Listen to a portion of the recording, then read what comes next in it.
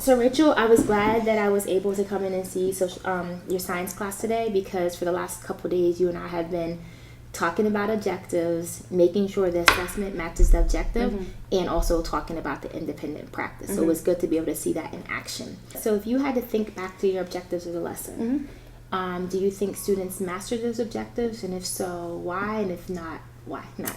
I would say that I have a good idea that most of them, but because I didn't have an assessment that clearly checked that, that it would be something that I would definitely go back and change, is to have something that I could see, so that I could see that there was 100% mastery on that.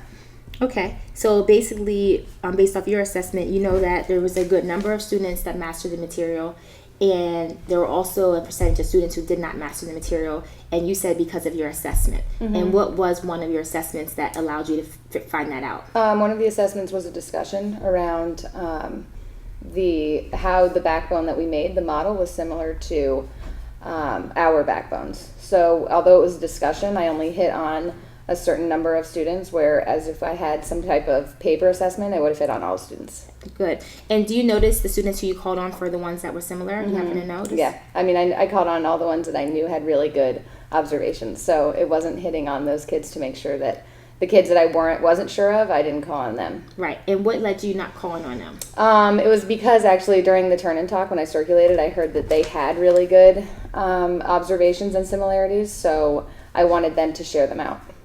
Okay. So we can't go back and do this particular lesson, but if you did, what would be the piece that you would add or change to that based on what you just said? I would definitely change. I would have the discussion, but I would have it after they had some kind of written component that I could see if they mastered the objectives or not. Okay. So then I would use what they have to then have the discussion, and I could collect it and at a later time review it. Good. And you talked about similarities and difference. So what might be a type of written component that you might have used? In terms of like what they would be doing. So even just what did you notice, questioning like how is this similar, how is it different, what are the different parts, what do they represent, that kind of thing. So the gummy represents what part of the human or the vertebrate backbone, the pasta represents what part, because I still think that they're unclear about that. Right. And what made you think they were unclear? There was something you asked that your they didn't understand, moment went on. Yeah, they didn't understand that what the gummy and the pasta represented. So they understood the movement part of it. I think they had a really good idea that the movement of the pipe cleaner was like the movement of our back, but I don't think they understood why it was a pasta and why it was a gummy. Right, because then you said disc, and they were like... Right, I don't think they had.